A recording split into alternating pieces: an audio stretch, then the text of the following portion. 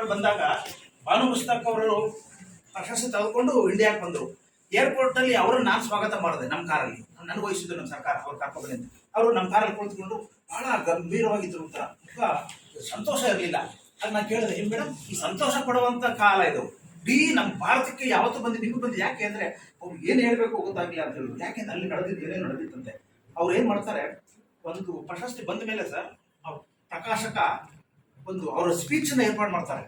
ಆ ಸ್ಪೀಚ್ ಕೇಳೋದಕ್ಕೆ ಜನ ದುಡ್ಡು ತಗೊಂಡು ಬಂದಿರ್ತಾರೆ, ಟಿಕೆಟ್ ತಗೊಂಡು ಫುಲ್ ಕುಂತಿರ್ತಾರೆ, ಪಿನ್ ಡ್ರಾಪ್ ಸೈಲೆನ್ಸ್ ಅಲ್ಲಿ ಕೇಳ್ತಾರೆ.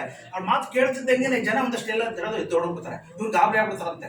ಯಾಕೆ ನನ್ನ ಮಾತು ಇಷ್ಟ ಆಗಲಿಲ್ವೋ, ನನ್ನ ಕನ್ನಡಿಗರನ್ನ ಇಂಗ್ಲೀಷು ಅವರು ಇಂಗ್ಲೀಷು ಅಂತ. ಅದಲ್ಲ, ಆದ್ರೆ ಅವ್ರು ಇಲ್ಲಿ ಮಾತು ಮುಗಿತಿದ್ದಂಗೆ ಅಲ್ಲಿ ಹೋಗಿ ದೊಡ್ಡ ಕ್ಯೂ ನಿಂತ್ಬಿಡುತ್ತೆ. ಅಲ್ಲಿ ಪ್ರಕಾಶಕ ನಮ್ಮ ಎದೆ ಹಣತೆ ಅವರ ಹಾರ್ಟ್ ಲ್ಯಾಂಪ್ ಅಲ್ಲಿ ಜೋಡಿಸಿರ್ತೇನೆ, ಅಲ್ಲಿ ತೆಗೆದುಕೊಳ್ಳೋಕೆ ನಿಂತ್ಬಿಡ್ತಾರೆ ಜನ. ಒಂದು ತಗೊಂಡು ಮತ್ತೆ ಇವ್ರ ಹತ್ರ ಬರ್ತಾರೆ, ಮೇಡಮ್ ಹತ್ರ ಸೈನ್ ಹಾಕಿ ಮೇಡಮ್ ಅಂತ ಸೈನ್ ಹಾಕ್ತಾರೆ. ಒಬ್ಬ ಹುಡುಗ 2 ಪುಸ್ತಕ ತಗೊಂಡಿರ್ತಾನೆ, ಒಬ್ಬ ಯುವಕ. ಇವ್ರಿಗೆ ಆಶ್ಚರ್ಯ ಆಗುತ್ತೆ, ಕೇಳಕ್ ಮಾನವ ಕುತೂಹಲ ಅಲ್ವಾ. ಕೇಳ್ತಾರೆ, ಅಪ್ಪ ನೀನು ಒಬ್ಬ 2 ಪುಸ್ತಕ ಯಾಕೆ ತಗೊಂಡಿದ್ಯಾ ಅಂತ. ಮೇಡಮ್ ನನಗೊಂದು ಪುಸ್ತಕ, ನಮ್ಮ ಹೆಂಡತಿ ಒಂದು ಪುಸ್ತಕ. ಅವ್ನು ಹೇಳ್ತಾನೆ, ಅವಾಗ ಅವರು ತನ್ನ ಇದನ್ನ ಕೇಳಿದ್ರು, ಅದು ನನಗೆ ಹೇಳಿದ್ರು, ತನ್ನ ಇದನ್ನ ಚರ್ಮ ತಾವೇ ಹಿಂಡ್ಕೊಬಿಟ್ರಂತೆ. ನಾನು ಬದುಕಿದ್ದೀನಿ ಆ ಭೂಮಿ ಮೇಲೆ, ಒಂದೇ ಭೂಮಿ ನಮ್ಮ ಈ ತರ ಇದೆ, ಅಲ್ಲಿ ಆ ತರ ಇದೆ. ನಾನು ಎದೆ ಹಣತೆಯನ್ನ ನೆನ್ನೆ ಬರಲಿಲ್ಲ, ಎಷ್ಟು ಹಿಂದೆ ಎಷ್ಟು ಜನ ಕೊಟ್ಟಿಲ್ಲ, ಅದ್ರ ಬಗ್ಗೆ ಒಂದು ಓದ್ದವ್ರಿಲ್ಲ, ಒಂದು ಮಾತಾಡಿದವರಿಲ್ಲ, ಒಂದು ಪ್ರೀತಿ. ಅದೇ ಆ ಒಬ್ಬ ಲೇಖಕಿ, ಅನುವಾದಕ್ಕೆ, ಪ್ರಬುದ್ಧ ಲೇಖಕಿ ಕೈ ಸಿಕ್ಕಿ ಅದು ಹಾರ್ಟ್ ಲ್ಯಾಂಪ್ ಆದ ಕೂಡಲೇ ಈ ಮಟ್ಟದ ಬಂತಲ್ಲ, ಎಲ್ಲಿ ಸಾಧ್ಯ ಇದು ಅಂತ ಅಷ್ಟು. ಆಮೇಲೆ ಆಯ್ತಾ ಅದೆಲ್ಲ ಬಂದ್ರು, ಆಮೇಲೆ ಬಂದು ಇಡೀ ಇಂಡಿಯಾ ಇಳಿತಾರೆ. ಏರ್ಪೋರ್ಟ್ ಇಳಿತಿದ್ದಂಗೆ ಒಂದು ಫೋನ್ ಬರುತ್ತೆ, ಯಾರಿಂದ, ಪ್ರಕಾಶ್ ಮೇಡಮ್ ಇವತ್ತಿಗೆ ನಿಮ್ಮ ಎದೆ ಹಣತೆ ನಮ್ಮ ಹಾರ್ಟ್ ಲ್ಯಾಂಪು ಸಂಪಾದನೆ ಮಾಡಿದ್ದು 5 ಕೋಟಿ. 5 ಕೋಟಿ, 2 ಪುಸ್ತಕ, 2-3 ಪುಸ್ತಕ ಇಡೀ ಇದ್ರಲ್ಲಿಲ್ಲ. ಅವಾಗ ಅವ್ರು ವಸ್ತು ಬೀಳೋದು ಒಂದೇ ಬಾಕಿ. ಅದಕ್ಕೆ ನನಗೆ ಗಾಬರಿ ಆಗಿದೆ. ಬೇರೆ ಯಾರ ಜೊತೆ ಹೇಳ್ಬಿಟ್ರೆ ಸುಳ್ಳು ಹೇಳ್ತಾಳೆ ಎಮ್ಮ ಅನ್ಕೊಬಿಡ್ತಾರೆ. ನೀವು ಈ ಅಧಿಕೃತ ಪ್ರಶ್ನೆ ನಿಮ್ಗೆ ಹೇಳ್ತಾ ಇದ್ದೀನಿ, ಇದೇ ನನಗೆ ಗಾಬರಿಗೆ. ಸಾಧ್ಯವಾ, ಹೇಗೆ ಬಂತು ಅಂದ್ರೆ ಆ 2 ಪುಸ್ತಕ ತೆಗೆದುಕೊಳ್ಳುವಂತ ಇದು ನೆನ್ನೆ ಮೊನ್ನೆ ಬರಲಿಲ್ಲ. ನೆಲತಳ ಅಂತ ಅವ್ರ ಜ್ಞಾನದ ಮೇಲೆ ಬದುಕನ್ನ ಕಟ್ಟಿದ್ರು. ಅವ್ರ ತಾತ, ಅವ್ರ ಮುತ್ತಾತ ಎಲ್ಲ ತೆಗೆದುಕೊಂಡಿದ್ದಕ್ಕೆ ಅವನಿಗೆ ಆ ಬಂತು. ನಾವು ಅಗರಬತ್ತಿ ತಗೊಳ್ಕೊಳ್ಳೋಕೆ ನಮ್ಮ ತಾತ ಮುತ್ತಾತ ಕಟ್ಟಿದ್ರಿಂದ ನಮ್ಮ ಅಗರಬತ್ತಿ ಬಾಲೆಗೆ ಕೋಟ್ಯಾಧಿಪತಿ ಆದ. ಇಷ್ಟೇ ವ್ಯತ್ಯಾಸ. ಅದನ್ನ ಹೋಗ್ಸೋದು ಹೇಗೆ? ಅದಕ್ಕೆ ನಾವು ಅಗರಬತ್ತಿ ಮಾಲೀಕ ಕೋಟ್ಯಾಧಿಪತಿ ಆದ ನಿಜ, ದೇವ್ರ ಮನೆಯಲ್ಲೂ ಇರಲಿ ನಮ್ಮಲ್ಲಿ, ನಾವು ಅದನ್ನ ಟೀಕೆ ಮಾಡೋದಿಲ್ಲ, ಯಾರನ್ನೂ ಅಲ್ಲಗಳಿದೆ. ಅದಕ್ಕೆ ನಾವೇನ್ ಮಾಡ್ಬೋಲ್ಲ, ನನ್ನ ಜವಾಬ್ದಾರಿ ಏನ್ ಮಾಡ್ಬೋದು ಅಂತಂದಾಗ ಆ ದೇವ್ರ ಮನೆ ಮುಂದೆ ಒಂದು ರ್ಯಾಕ್ ನಿಲ್ಲಿಸೋದು, ಗ್ರಂಥಾಲಯವನ್ನು ರೂಪವನ್ನು ಕೊಡೋದು. ಇವತ್ತು ಈ ಬೀಜವನ್ನು ಬಿತ್ತೋಣ, ಬಿತ್ತಿ ಬಿತ್ತಿ ಬಿತ್ತಿ ಹೆಂಗೆ ಅವ್ರು 2 ಪುಸ್ತಕ ತಗೊಂಡ್ರೆ ಮುಂದೊಂದು ದಿವಸ ಬಂದೇ ಬರುತ್ತೆ. ನಾವು ಅದನ್ನು ಬಿತ್ತದೆ. ಇದು ಗ್ರಂಥಾಲಯ ಅನ್ನೋದು ಒಂದು ಬೀಜ. ಇದು ಈ ಬೀಜವನ್ನು ಬಿತ್ತೋದೇ ನಮ್ಮ ಕೆಲಸ ಆಗಿರೋದು ಪ್ರಾಧಿಕಾರದ, ನೀವಲ್ಲ. ಈಗ ನಾವು ಮಾಡಿದ ಕೂಡಲೇ ಎಲ್ಲ ಹೋಗಿ ಪುಸ್ತಕದ ಅಂಗಡಿನಲ್ಲಿ ಕ್ಯೂ ನಿಂತ್ಕೊಡ್ತಾರೆ ಅನ್ನೋ ಭ್ರಮೆಯೂ ನನಗಿಲ್ಲ. ಯಾಕೆ ಒಳ್ಳೆಯ ಕೆಲಸ ಅಷ್ಟು ಸುಲಭ ಅಲ್ಲ. ಆದ್ರೆ ಒಂದು ದಿವಸ, ಯಾವತ್ತಾರು ಒಂದು ದಿವಸ ನಾವು ಗುರಿ ತಲುಪ್ತೀವಿ. ಯಾಕೆಂದ್ರೆ ನಾನು ಹೇಳಿದ್ರೆ ಯಾರು ಹೇಳಿದ್ರು, ದೇವನೂರು ಮಹಾದೇವ ಅವರ ಮಾತಿನಲ್ಲಿ ನನ್ನ ಅಪಾರವಾದ ನಂಬಿಕೆ. ಎದೆಗೆ ಬಿದ್ದ ಅಕ್ಷರ, ಭೂಮಿಗೆ ಬಿದ್ದ ಬೀಜ, ಅದರ ತಾಕತ್ತಿದ್ದರೆ, ಶತ್ವ ಇದ್ದರೆ ಇವತ್ತೆಲ್ಲ ನಾಳೆ ಫಲ ಕೊಡುತ್ತೆ. ಆ ಕೊಡಬೇಕು ಅನ್ನೋ ಒಂದು ನಿರೀಕ್ಷೆಯಿಂದಲೇ ನಾವು ಇವತ್ತು ನಮ್ಮ ಶಾಸಕರು ಎಷ್ಟೇ ಹೊತ್ತಾದ್ರೂ ನಾವು ಕಾಯ್ತಾ ಇದ್ದೀವಿ. ಅಂತ ಏನಿಲ್ಲ, ಇದು ಒಂದು ಆಗ್ಲೇಬೇಕಲ್ಲ. ಇವತ್ತು ನಾವು ಮಾಡದೆ ಹೋದ್ರೆ, ಇವತ್ತು ನೀವು ಬೀಜ ಬಿತ್ತಿದ್ರೆ ನಾವು ನೋಡಿ ಸರ್, ಈಗ ನಮ್ಮ ಬಡವರಲ್ಲ ನಮ್ಮ ಜನ, ಎಷ್ಟು ಶ್ರೀಮಂತರು ಅನ್ನೋದಕ್ಕೆ. ಈಗ ನಾವು ಯಾವುದೇ ದೇವಸ್ಥಾನಕ್ಕೆ ಬನ್ನಿ, ಯಾವುದೇ ಇದಕ್ಕೆ ಬನ್ನಿ, ಚಾಮುಂಡಿ ಬೆಟ್ಟಕ್ಕೆ, ನೀವು ಯಾವುದೇ ಗೋಲಕ ಹೊಡಲಿ, ಅಲ್ಲಿ 1 ಕೋಟಿ ಸಿಗದೆ ಇದ್ರೆ ನಾನು ಮಾತು ಬದಲಾಯಿಸ್ಬೋದು. 1 ಕೋಟಿ, 1 ಗೋಲಕಗಳು, ಆ ಕೋಟಿಯಲ್ಲಿ ತುಂಬಲ್ಲ ಗೋಲಕಗಳು. ಅಲ್ಲಿ ಸಿಬ್ಬಂದಿ, ಅಲ್ಲಿ ಪೂಜಾರಿ, ಅಲ್ಲಿ ಧರ್ಮದರ್ಶಿ, ಅಲ್ಲಿ ಪುರೋಹಿತ.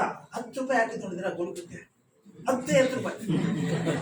ನಮ್ಮ ಜನ ತುಂಬಿರೋದು ಅಷ್ಟು. ನಾವು ಬಡವರು ಅಂತ ಹೆಂಗೆ ಹೇಳ್ತೀವಿ, ನಾವು ಅವರನ್ನು ಇಲ್ಲಿ ನಿಲ್ಲಿಸಿಲ್ಲ, ಅಲ್ಲಿ ನಿಂತಿದ್ದಾರೆ, ಅದು ಕುಂತ ಇದ್ದಾರೆ. ಮತ್ತೆ ಈಗ ನೀವು ಹೋಗ್ತಿರ್ತೀರಿ ಅನ್ಕೊಳ್ಳಿ, ಇನ್ನೊಂದು ಅಲ್ಲಿ ಚಾಮುಂಡಿ ಬೆಟ್ಟಕ್ಕೆ ಬನ್ನಿ, ನಿಮ್ಮನ್ನು ಕರ್ಕೊಂಡಿದ್ದೀನಿ.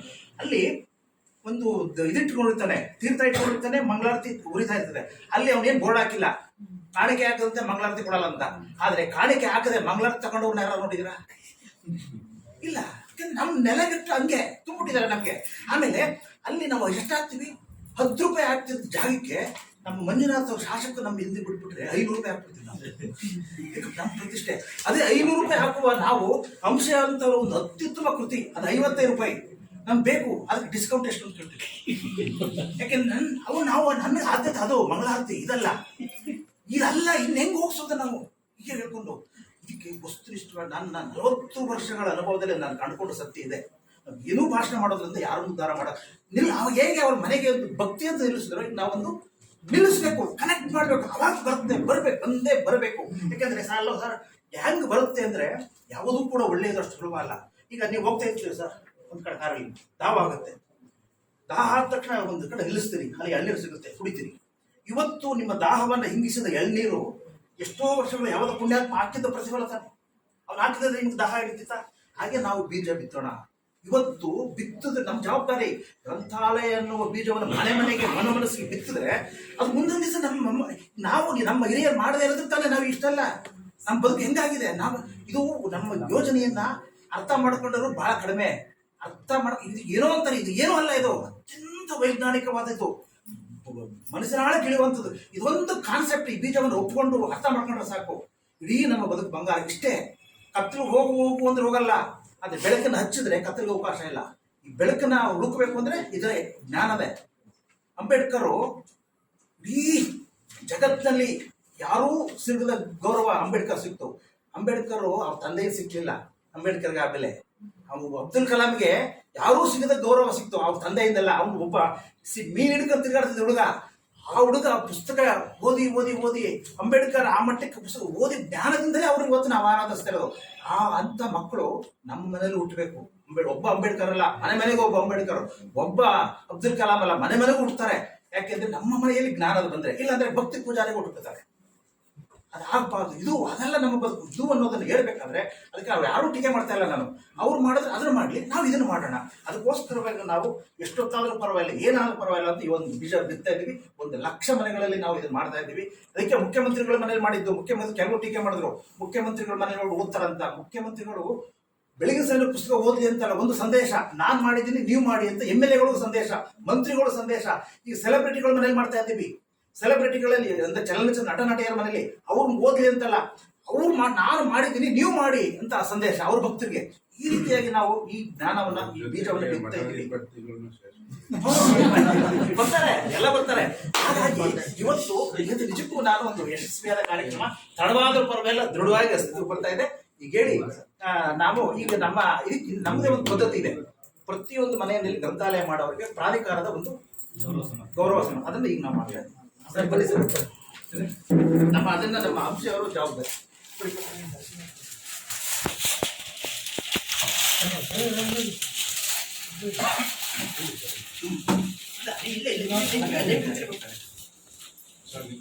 ಬೇಡ